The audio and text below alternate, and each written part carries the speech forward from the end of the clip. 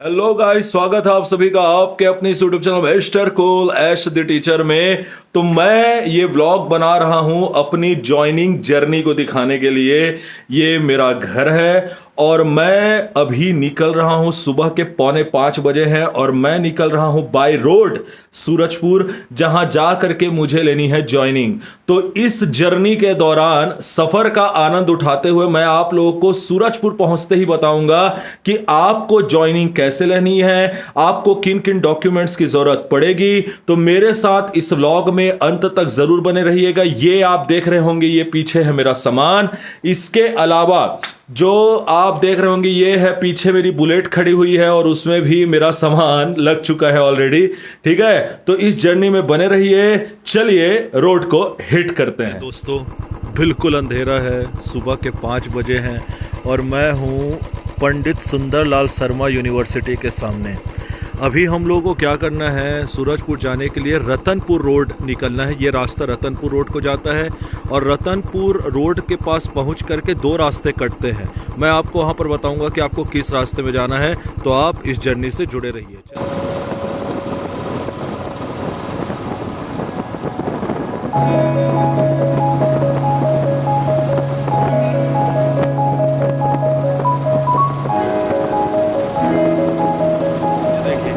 ये सीधा रास्ता जाता है अंबिकापुर के लिए और सूरजपुर भी इसी रोड पे पड़ेगा, जाहिर सी बात है। और ये रास्ता जाता है रतनपुर के लिए। तो जो भी बिलासपुर से सूरजपुर जाता है, देखिए भैया, आपको ये रास्ता नहीं पकड़ना है, आपको ये रास्ता पकड़ना है। ठीक है, और ये रहे सामने आपको दिख रहे होंगे हमारे लखनी देवी के बजरंगबली। जय बजरंगबली, जय लखनी देवी मैया। तो चलिए रोड को पुनः हिट करते हैं और चलते हैं सूरजपुर। तो दोस्तों, मैं कटघोरा पहुंचने वाला हूं। आप इस तरफ से आएंगे तो आपको थोड़ा कंफ्यूजन हो सकता है दोस्तों, क्योंकि यहाँ पे आप देख सकते हैं कि रास्ते को क्या कर दिया गया है, ब्लॉक कर दिया गया है। तो आपको यहाँ से यू टर्न लेना है और यू टर्न लेने के बाद आपको आगे जो मोड़ दिख रहा है वहाँ से आपको निकलना है कटघोरा के लिए और वही रास्ता जाएगा Surajpur.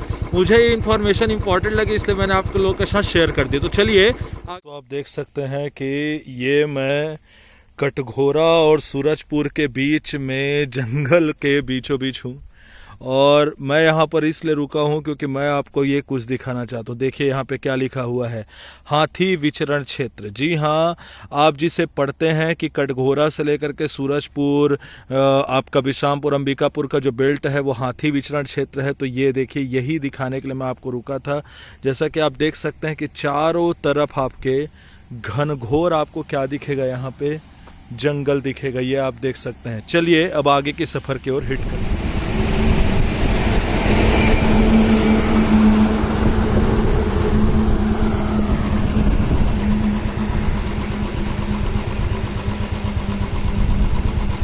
What a pleasant surprise दोस्तों। जैसा कि आपको पता है कि मैं पहली बार बाय रोड जा रहा हूँ सूरजपुर और रास्ते में आप यहाँ पे देख सकते हैं मुझे मिल गया है केंदई वाटरफॉल। ये रास्ता देखिए, ये सीधा रास्ता आपका जाएगा सूरजपुर और ये जो रास्ता यहाँ से कटा हुआ, यहाँ से मात्र आधा किलोमीटर की दूरी पे केंदई वाटरफॉल है। तो जाना तो बनता है दोस्तों। तो चलिए अब मैं आपको थोड़ा सा दिखा देता हूँ केंदई वाटरफॉल। चलिए तो ये देखिए केंदई वाटरफॉल का अद्भुत नज़ारा। आप देख रहे होंगे कितनी ऊंचाई से ये झरना गिर रहा, वो देखिए दूर है नदी। ठीक, जो केंदई वाटरफॉल हम पढ़ते हैं दोस्तों, वही मैं आपको दिखा रहा हूँ।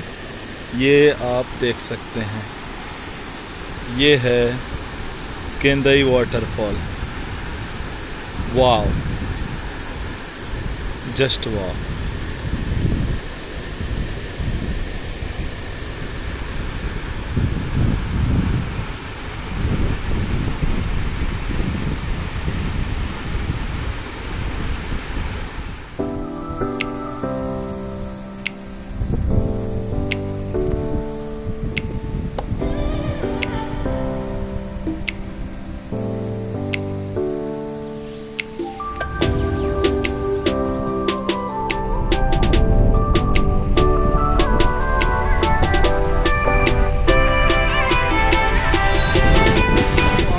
केंदई वाटरफॉल का बेहतरीन नज़ारा देखा और अब बहुत इंपॉर्टेंट बात मैं जो आप लोगों से करने वाला हूँ, जो मैं आपको दिखाऊंगा, तब आप समझ पाएंगे उसे। देखिए, ये आप देख सकते हैं दोस्तों, यहाँ से हम आए हैं सूरजपुर के लिए, और ये देखिए ये सीधा रास्ता जाता है उदयपुर। आपको इधर नहीं जाना है, इस जगह को कहते हैं बिशुनपुर।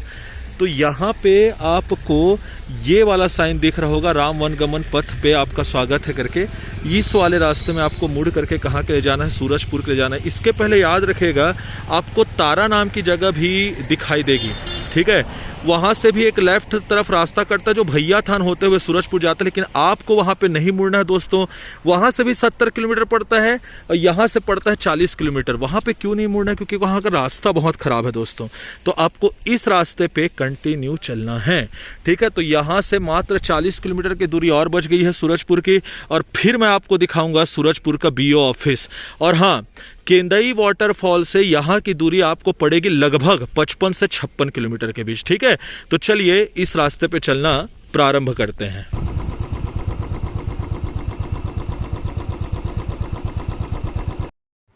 ये जो रास्ता आपको दिख रहा होगा दोस्तों, ये रास्ता है सूरजपुर के लगभग 9 किलोमीटर पहले का। ये जो रास्ता है ये घाटी वाला रास्ता है।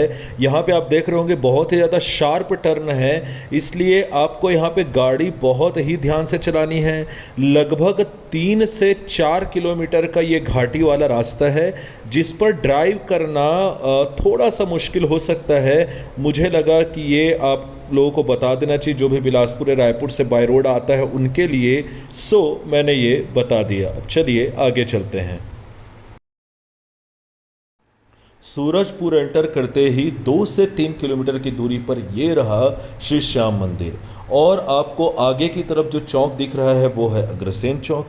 श्री श्याम मंदिर के बगल से ही ये जो गली गई है, इस गली में घुसते ही आप पहुंच जाएंगे सूरजपुर के बीईओ ऑफिस। तो मैं भी चलता हूं जिस काम के लिए मैं आया हूं। बीईओ ऑफिस के अंदर का तो नज़ारा मैं आपको नहीं दिखा पाऊंगा, लेकिन क्या क्या डॉक्यूमेंट्स लगे वहां से निकलते ही मैं आपको बताऊंगा। श्री श्याम मंदिर को ज़रूर याद रखें, इसी के बाजू से आपको मुड़ना है। सो फाइनली मैं पहुंच गया विकास खंड शिक्षा अधिकारी के कार्यालय अर्थात सूरजपुर के बीईओ ऑफिस में। ये रहा सूरजपुर का बीईओ ऑफिस। अब मैं जाता हूं अंदर, और बाहर निकलते ही मैं आपको बताता हूं कि कौन से ज़रूरी कागजात लगे, क्या क्या हुआ, और ज्वाइनिंग का प्रोसेस क्या क्या रहा। तो अभी तक अगर आप इस व्लॉग से जुड़े हुए हैं तो आगे भी जुड़े रहिए। चलिए। सो फाइनली फ्रेंड्स, ये रहा वो ज्वाइनिंग लेटर बीईओ ऑफिस से जिसके लिए मैं आया था सूरजपुर। सो मैं आपको बता देता हूं पूरा प्रोसेस कि बीईओ ऑफिस में क्या क्या हुआ। तो देखिए, सबसे पहले बीईओ ऑफिस में एंटर करते ही आपको जाना है बाबू के पास, ठीक है। वहां पे वो आपको बोलेगा कि आप बीईओ सर के नाम से एक लेटर लिखें। लेटर लिखने के बाद जैसे ही आप बीईओ सर के नाम से एक लेटर लिखते हैं, तो आपको वो सारे डॉक्यूमेंट्स जो आपने डीवीसी के समय जमा किए थे, उन सब की पुनः एक एक कॉपी इस एप्लीकेशन लेटर के साथ आपको लगानी है, जिसमें 10वीं का मार्कशीट, 12वीं का मार्कशीट, आपके ग्रेजुएशन के सारे सर्टिफिकेट, इसके अलावा आपका बीएड का मार्कशीट, बीएड के मार्कशीट के बाद आपका टेट का रिजल्ट, टेट के रिजल्ट के अलावा आपका एडमिट कार्ड, और इसके अलावा जो व्यापम का आपका मार्क रिजल्ट है वो भी आपको लगाना है। साथ ही साथ पुलिस वेरिफिकेशन भी आपको तुरंत जमा करना होगा, और इसके अलावा शपथ पत्र भी आपको तुरंत जमा करना होगा। कई जगह मेडिकल सर्टिफिकेट को तुरंत ले लिया गया, परंतु हमसे मेडिकल सर्टिफिकेट को नहीं लिया गया। हालांकि आप बनवा के ले जाएं, और मेडिकल सर्टिफिकेट आपसे मंगा जाएगा जब आपके सैलरी स्लिप के लिए रजिस्टर तैयार होगा, तब जब आपकी रजिस्ट्रेशन आईडी जनरेट होगी तब, ठीक। लेकिन हालांकि अभी कुछ तहसीलों में अभी ही ले लिया जा रहा है। तो याद रखिएगा, ये सारी चीजें जैसे ही आप एप्लीकेशन लेटर के साथ लगाएंगे, फिर आपको भेजा जाएगा बीईओ सर के पास, ठीक है। हमको भेजा गया एबीओ सर के पास, हालांकि बीओ सर उपलब्ध थे, परंतु एबीओ सर के पास हमको भेजा गया। एबीओ सर बिल्कुल डीवीसी की तरह ही आपके सारे के सारे डॉक्यूमेंट्स को पुनः चेक करेंगे, और जैसे ही आपका सारा डॉक्यूमेंट सही पाया गया, तो आपको फिर से जाना है बाबू के पास, जो आपको ये लेटर टाइप करके दे देगा। इस लेटर को फिर आपको लेकर के जाना है अपने स्कूल के पास, और वहां पर क्या होने वाला है ये प्रोसेस भी मैं आपको बताता हूं। उसके पहले चले चलते हैं मेरे स्कूल की ओर। सूरजपुर से अपने स्कूल की ओर जाते हुए रास्ते में मुझे दिखी ये नदी, और इस नदी के पास वो देखिए पेड़ के पीछे छुपे हुए दिख रहे होंगे आपको भोले बाबा, और ये रही वो खास नदी। अब मैं इस नदी के पास क्यों रखा हूं, क्योंकि दोस्तों इस नदी का नाम है रेड़ नदी, और पीएससी और व्यापम की तैयारी करने वाले छात्र छात्राएं तुरंत सुन के समझ गए होंगे। तो याद रखिए, मैं ये कंफ्यूजन दूर करने यहां पे रुका कि रेड़ नदी जो है वो रिहंद नदी का ही दूसरा नाम नहीं है, वरन रेड़ नदी जो है वो रिहंद नदी की सहायक नदी है। तो याद रखिएगा, सूरजपुर से थोड़ा आगे चलते ही आपको ये नदी जो है विश्रामपुर रोड में मिलेगा। तो याद रखिए, ये इंपॉर्टेंट इंफॉर्मेशन लगी मुझे, और एज टीचर मेरा कर्तव्य बनता है कि मैं आपको सही इंफॉर्मेशन दूं, इसलिए ये नदी दिखाने के लिए मैं यहां पर रुका। तो अब आगे बढ़ते हैं। So finally I am a teacher now. तो देखिए, स्कूल की तरफ से भी मेरी ज्वाइनिंग फिक्स हो चुकी है। तो इस प्रोसेस को भी मैं वीडियो का अंत करते हुए जल्दी जल्दी आपको बता देता हूं। देखिए, सबसे पहले आपको जो ज्वाइनिंग लेटर बीईओ ऑफिस से मिला, उसे लेकर के जाना है अपने स्कूल में। स्कूल में आपको प्रधान पाठक के नाम से इस प्रकार का ही लेटर लिखना है, जैसे मैंने आपको यहां पर लिख करके दिखाया हुआ है। अब आपको क्या करना है कि यहां पर से पावती लेनी है। इस लेटर पे आपको प्रधान पाठक की पावती लेनी है, उनका हस्ताक्षर लेना है, और फिर आप ऑफिशियली बन जाएंगे एक शिक्षक। तो ये प्रोसेस आपको करना है। लेकिन एक बात का जरूर ध्यान रखें कि जो आपने सारे के सारे डॉक्यूमेंट्स जमा किए थे बीईओ ऑफिस में, वही सारे के सारे डॉक्यूमेंट्स आपको अपने स्कूल में भी पुनः क्या करना पड़ेगा, एक एक प्रति जमा करना पड़ेगा। पॉलिस वेरिफिकेशन और जाहिर सी बात है शपथ पत्र को और मेडिकल सर्टिफिकेट को छोड़कर बाकी जो सारे डॉक्यूमेंट्स हैं वो आपको जमा करने होंगे अपने स्कूल में। और फिर आपको इस प्रकार से एक पावती मिलेगी, और इसके बाद आप बन जाएंगे फाइनली एक शिक्षक। और जो सहायक शिक्षक की ज्वाइनिंग लेने वाले हैं जल्द से जल्द, वो सहायक शिक्षक, और इसी प्रकार से व्याख्याता की भी ज्वाइनिंग हुई है। सो भविष्य में जो भी ज्वाइनिंग लेने वाले हैं उनको अभी से ही मेरी हार्दिक शुभकामनाएं। आशा करता हूं कि आप सभी को इस वीडियो से काफी मदद मिली होगी, और अगर आपने अभी तक ये वीडियो देखा तो जाहिर सी बात है आपको वीडियो पसंद आई होगी। So thank you so much for watching. इसी प्रकार की शानदार वीडियोस के लिए और अच्छी वीडियोस के लिए और अच्छी जानकारी के लिए चैनल को सब्सक्राइब करना ना भूले, वीडियो को लाइक जरूर करें, शेयर करें ज्यादा से ज्यादा, ताकि जो अभी ज्वाइनिंग करने वाले हैं उनको और मदद मिल सके।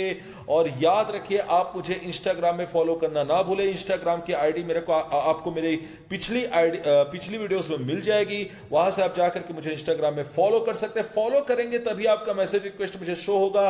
जो भी डाउट आपके पास है आप मुझे पूछ सकते हैं। इसके अलावा टेलीग्राम चैनल को जरूर ज्वाइन करिए बहुत अच्छे अच्छे प्रकार के पीडीएफ के लिए, और इसके अलावा समसामयिकी से जुड़ी हुई घटनाओं के लिए। सो फ्रेंड्स, ये था कंप्लीट व्लॉग मेरे ज्वाइनिंग जर्नी का। शो अपना ख्याल रखिए, और मैं आपसे मिलता हूं अगले वीडियो में। तब तक के लिए धन्यवाद।